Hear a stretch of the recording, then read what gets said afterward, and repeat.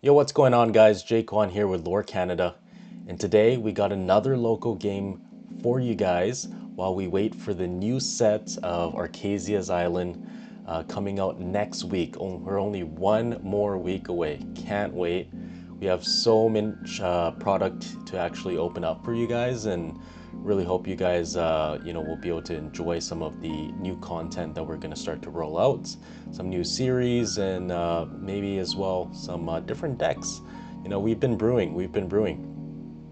But yeah, until then, I got a game here with myself playing the Blurple deck against our local friend Jacob, and he's running the Amethyst Steel deck. So this is going to be a best out of two. And it looks like he won the die roll, so he will go first. And looks like he just inks and plays a Diablo. Alright, my turn. I ink, and I also play a Diablo. Yeah, generally in this matchup, you're probably going to see a lot of the purple stuff come out pretty early. And having, a lot of the steel stuff like Smee's coming out, Calhoun's coming out.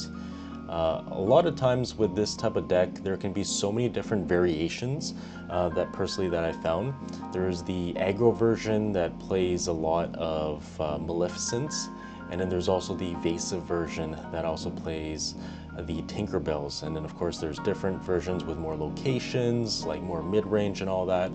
So let's have a look to see which version Jacob's playing here. Okay, so it looks like he plays a Calhoun and passes turn. So generally, against this matchup, what I'm trying to look for here is Crab. That way I can trade very nicely with that Diablo into a Calhoun if he does happen to quest. But a lot of times than most, what I've personally found is that these guys are keeping the Calhoun readied, not questing and not challenging until they really have to. Because a lot of times, they will figure out that when you have a Diablo in play and you're not questing, there might be a crab in your hand, right? So looking at what we have here on the board state, looks like Jacob plays a Tinkerbell and quests for 1 with the Diablo, bringing him up to 2 to my 0. And with this matchup here, in my particular deck that I was running with Blurple, I don't have too many outs when it comes to clearing Tinkerbells and Genies, because essentially it's just the Hades, the Let It Go, the Elsas, and my own Genie as well. But not really a clean out to some of these evasive characters that the Amethyst Steel deck runs, just because you have to hit 2 characters into that to really trade. Unless you're able to then, play a crab and maybe take an evasive out with like a Genie or an Elsa. Okay, so I'm inking the Manor. In this particular matchup, Manor is probably not going to be the best card to use, especially because we did go second in this game, and playing against another purple deck, he will have access to Smees and Foxes and his own crabs as well, right? Okay, so I T-bowed and I played Friends on the other side. I'm just really digging here, really trying to find answers to some of his characters that he might play later in the game, because right now it is a little bit doable with his board. Nothing really quests for too much except for Tinkerbell. But as soon as he starts getting, Tinkerbells, Genies out, and that's when we're gonna have a problem. Okay, so it looks like he quests for 2, bringing him up to 4, and then he trades the Calhoun into the Teeple, and then Calhoun's gonna trigger, gaining another 6. Okay, so looking at his board, wow, he's really going all out here. Jacob knows this matchup quite well, so he actually, I believe when we were talking, he was actually playing against another Blurple player, and actually 2 of that Blurple player. So and seeing these 2 Tinkerbells here really is going to be an uphill battle, just because again there's not too much that we can really do here against 2 Tinkerbells that are evasives, right? Sure, we might be able to take out one, but it is going to take some time because we do have to establish a genie first. And even if we do play an Elsa, it's not going to clear it, unfortunately. So let's see what I start to roll out here.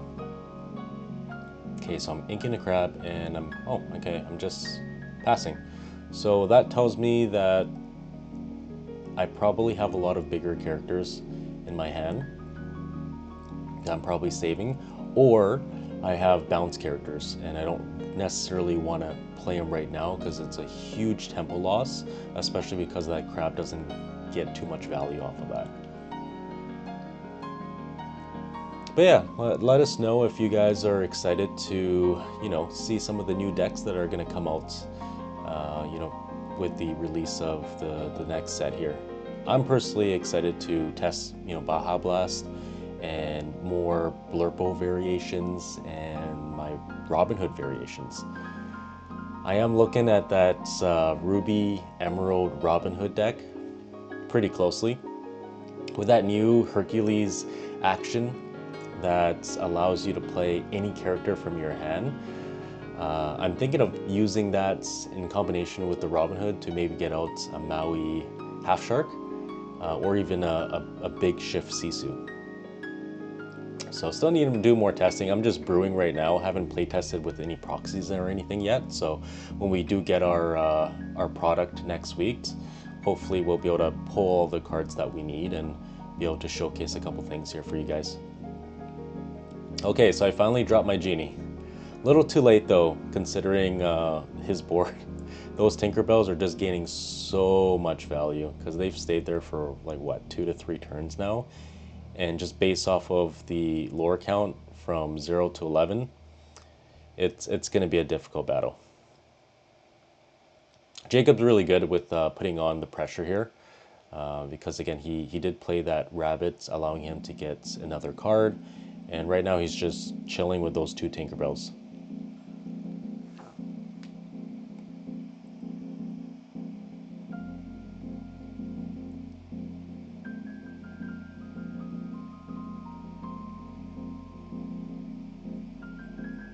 I would say that for Amethyst Steel, it's probably going to be one of the top tier decks as well next set. And I'm also going to be eyeing a little bit on the Emerald Ruby side of things with Mulan and Mushu. Oh my gosh, I'm so excited to brew a deck with Mushu. I've always wanted to, have some sort of Mushu deck, and we're finally getting one. Well, it looks like Game 1 is about to be wrapped up. Just based off of what Jacob has on the board and him being at 16 lore to my 0, we're probably just going to scoop it up at this point and just go to Game 2.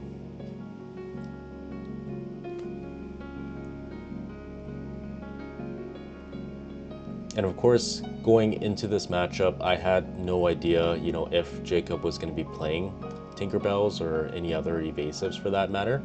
So, because I know that some Amethyst Steel decks have been playing Pascal, which is quite interesting of a tech. And yeah, this type of this particular variation is not going to be a very good matchup for my deck. So we'll see if we can maybe take it back in Game 2. Okay, so exerted the Calhoun with an Elsa. But I mean, at this point, it just came down one turn too late. Like with the Amethyst Steel deck, it's so good when you go on curve. Like sometimes it just does everything that you want to do, and a lot of times you don't really know if you want to take out that Diablo, because again, you don't want to really give him a card. But if you leave that Diablo on the board, he's just going to start questing turn after turn. And with this deck, it's going to slowly accumulate a lot of lore game throughout all the cards that they start to play, right? Because you're slowly just, questing for 1, and then you're going to quest for 2 with your Tinkerbells, your Genies, and then you're going to essentially close out the game with Calhouns and your Goats. Okay, so I have done quite a good amount to his board, and oh, okay, so he does have a goat. Closes it out from there. I was like, yep, nope, can't beat that. Wow, that was a really, really clean game from the Amethyst Steel player's part. He did really well. Put on a lot of great pressure. And I'm not too sure what exactly I had in my opening hand, but usually, again, if I don't know what the opponent's playing, I'm just going to be mulliganing for those one drops and a ramp, and then having a follow up of a four drop from there. And then, slowly start to maybe accumulate some draw from Rabbit getting bounced, Genie's being played, and slowly try to, control the board, because that's really all we can do in Blurple, right? Because a lot of times Blurple in different matchups, it's kind of like a multi-purpose deck. In matchups where they're weak to locations, then I can focus that, since mana does come down on turn 3. Whereas other decks, like maybe aggro decks, Blurple does really well with, because you can mulligan for, foxes, crabs, and having crabs, gain +3 strength onto a Diablo and start trading stuff.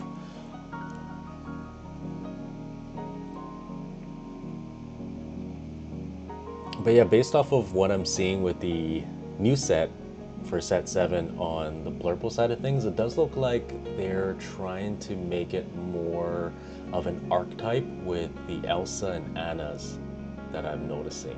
So maybe we'll brew a deck solely using as many Elsas and Annas as possible, and seeing how that actually works out. Because I believe there are some cards for Blurple that allows you to guess the name of the card on the top of your deck, and if you guess right, you get to add it back to your hand. So I'm thinking maybe if we have enough Elsas and Annas and Merlins, that it might give us a better chance to call that right, or we can play something like Sorcerer's Hat to kind of look at the top of the deck, to be able to get those guesses correct, and get an advantage there. I know Tom's going to be brewing up the Baja Blast deck for sure. I know he's looking at the Baymax Shift. That one's a really good one too. I'm thinking of more on the side of Bend to Your Will and Clarabelle's, because I was testing with the Baja Blast for the last couple weeks for set champs, and have found pretty decent success with it. But it does have its weaknesses, right? If you don't have your ramp on turn 2, the deck kind of falls apart from there, because it's very hard to catch up if you aren't able to actually get into your Gramatalas and Scrooge McDucks and your other 4-drops as well, to start singing, like for example Muses, right? And start singing the How Far It'll Go and start bouncing stuff. But that was a pretty fun deck that I was testing with Baja Blast, so I'm pretty excited to maybe put in Geyser or something like that from the new set. But okay, it looks like we started the second game here, and I chose to go first, of course, since it's best out of 2. And I started off with a Chernabog and then played a Diablo, so pretty decent start from what I'm seeing here. Hopefully we can provide some aggression early on, and that way we can just slowly make the opponent here start to challenge into our stuff. Okay, so we have a Calhoun that's being dropped. Again, not really what I want to see. I'd rather see a Smee than a Calhoun, but knowing Jacob, again, because he is so well-versed in this particular matchup, he does know to mulligan 4 Calhouns, because, again, once the Calhoun drops, I'm not going to be able to quest with anything, right? And of course, a lot of my characters, they don't really trade well with Calhoun unless I have a crab. And in this particular matchup, I probably want to see Genie more than Rabbit. Yes, Rabbit is good to get that draw, and of course bounce it back and draw some more, but the fact that Rabbit doesn't really trade well with much, because again it's 2-3, right? So it's not trading with Smee, it's not trading with Calhoun, it's not trading with snakes, right? And I believe that in this particular matchup, I'd rather not bounce too much, because it is a tempo loss at the end of the day, and you want to be able to keep as many characters on board as possible to be able to start challenging into his Calhouns when he starts to quest with them, right? Because eventually someone's going to need a quest, or else it's going to prolong the game quite some time, and then again, everyone's gonna have a wide board. Okay, so wow, okay. I like that tech. That's spicy. That's spicy. We got ourselves the white flower here. That's gonna gain Jacob 1 lore, and it does have very, very nice stats against my deck, right? Because it's a 3/3. So again, that trades pretty well with Rabbit, and that's gonna leave me in a pretty tough position. Because that means if I choose to quest or sing with Rabbit, I'm gonna need to bounce that right away, get that out of there. Yeah, and I do just that. So Snake is definitely a really good choice here. Yes, we don't really want to bounce because of the tempo loss, but at the end of the day, the Snake is going to trade very well with Calhoun, right? Okay, so we play Tipo and we start inking. We do want as much ink as possible because we do want to get to that Elsa. Now that I know that Jacob plays the Tinkerbells, I want to be able to have that Elsa ready on board for when that Tinkerbell drops.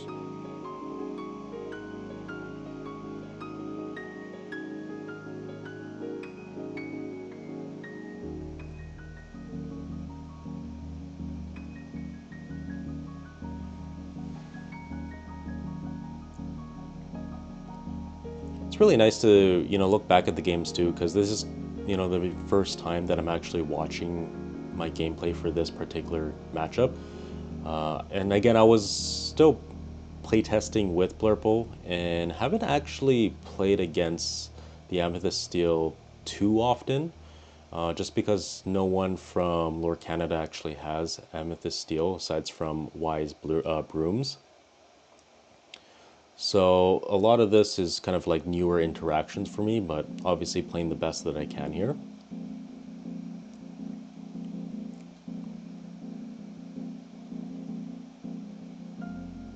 And a lot of times, after set champs, everything kind of just dies down and becomes less competitive, right?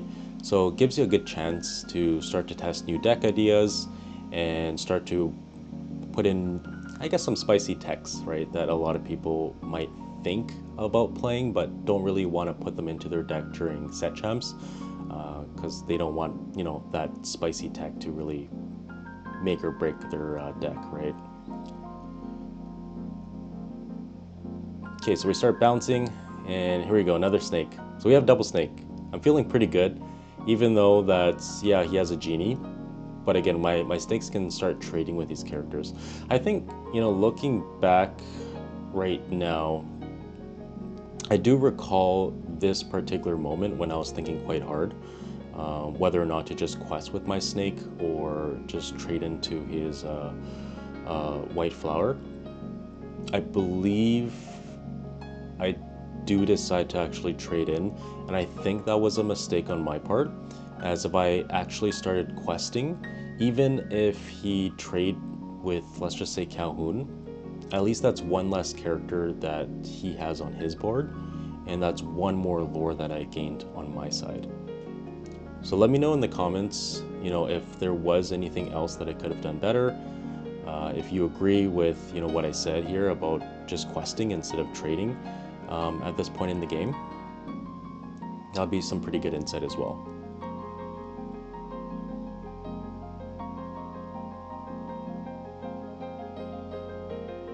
Okay, so traded, or I sent the Tipo into the Diablo and quested with my Diablo. I'm forcing his Calhoun to challenge one of my characters, because that Calhoun's been sitting there for a while, and I believe I'm doing this because I have a crab in my hand, and I just want to be able to get that Calhoun out of the way.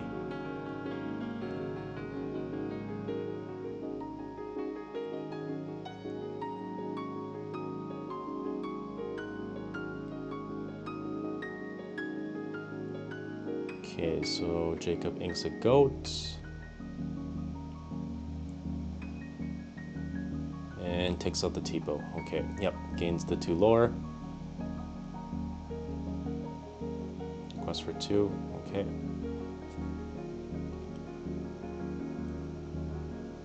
Yeah, so in this case, I definitely have a choice here, right? So if I have the crab, then I'm definitely putting the crab down. Oh, okay, so he has the fox and bounces the Calhoun anyways to trades and takes out with my Diablo. That sucks.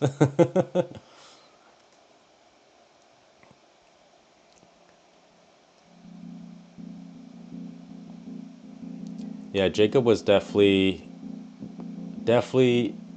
thinking about that crab in my hand and my plays of me exerting that Diablo the turn prior. So that might have been a little bit obvious. Okay, so I play the genie here.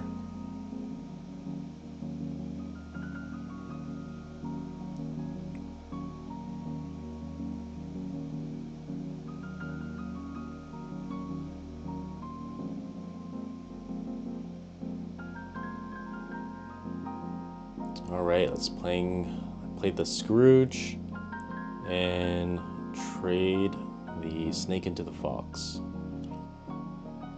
Yeah, Scrooge is actually quite good in this matchup too, just because of the stats. Because for sure it's a 2-for-1 with the Scrooge, unless he plays a crab. But I like Scrooge in this matchup. Because a lot of times, what I was finding is that a lot of my stuff equally trades with his stuff, which kind of sucks. Because I want to be able to keep my board presence, right? Wow, he's just playing evasives after evasives.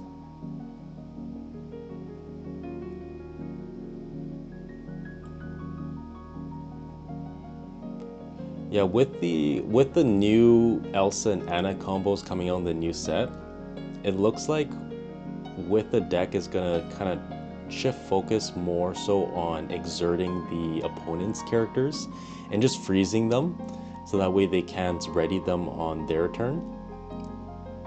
And my guess is a good gameplay is just to freeze your characters and start questing away. My only concern with the new cards is that I believe a lot of them are uninkable. So that is a little bit unfortunate. I know that some of the characters are pretty high in cost as well. I mean, sure, we are playing ramp because we're playing Blurple, but it just feels a lot better, when you're able to do all these good value effects for lower costs, right? Because again, like Blurple doesn't have too much really going for it in terms of removal, and a lot of our removal is quite expensive, so we really have to be careful, what exactly we're removing with like Hades or Let It Go. Okay, so I play another rabbit, draw a card, and at this point I'm just searching because I have a decent amount of ink, but I have not seen a Hades, a Let It Go. I haven't seen my Merlin Shift to search out any of these. Even my Elsa Shift, like where is that? I play two. Okay, bounce, draw. Yep, let's just keep digging here. It's the only thing we can do.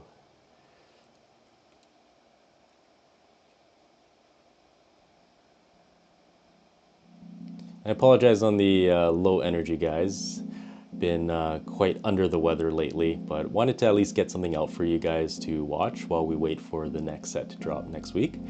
So hopefully you guys enjoy the game nonetheless.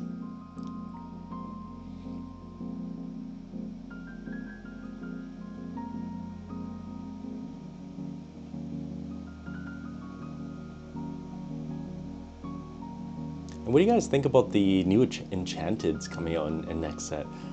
I saw a lot of the ones that got leaked, and man oh man, are they nice. I'm pretty sad though that Mushu never actually got the Enchanted, and I think Hamada could have been taken out for the Mushu because from what I remember, I'm pretty sure it was the Set Champ promo as well that also has an Enchanted for Hamada.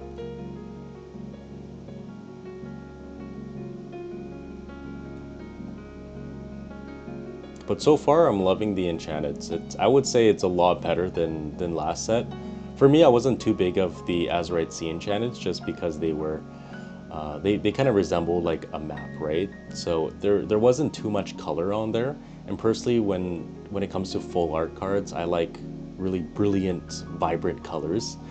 Just because like at the end of the day, like for me, I don't sell too much of my cards, so they just go into my collection binder, and I just want to be able to showcase like my collection, right? And having like enchanteds that stand out with very bright colors is something that I've always enjoyed, right, in collecting. So right now it looks like Jacob has turned the tables because he throws down double Calhoun and double Genie on the board, and holy moly, he quests with everything to 17. And he was like, yep, that's what I'm doing. Does the Smee and double Diablo. So it looks like he has me at a checkmate at this point. And Jacob would probably be doing a clean 2-0 sweep against my Blurple deck. Unfortunately, it doesn't look like I had too much going for both of these games here. But hey, can't win them all, right? Can't always post videos of me winning all the time, because that's not realistic. Gotta show the ups and downs for every Illumineer. But it's also a good learning experience too, right? Again, like I try to be like the jack of all trades instead of just a master of one.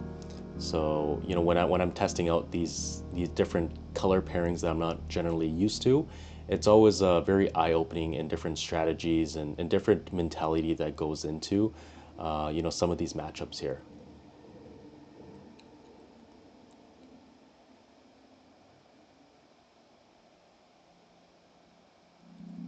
Thinking really hard, I'm like, can I get out of this right now?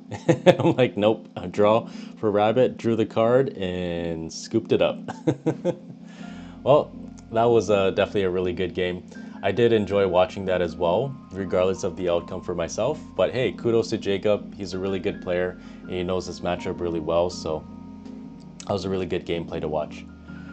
All right, guys. Well, thank you so much for tuning in this week. And again, stay tuned for next week, as we're going to have so much product to open and showcase all the new cards that we're going to pull for you guys. So stay tuned for that. Don't forget to like and subscribe. See you guys next time. Peace.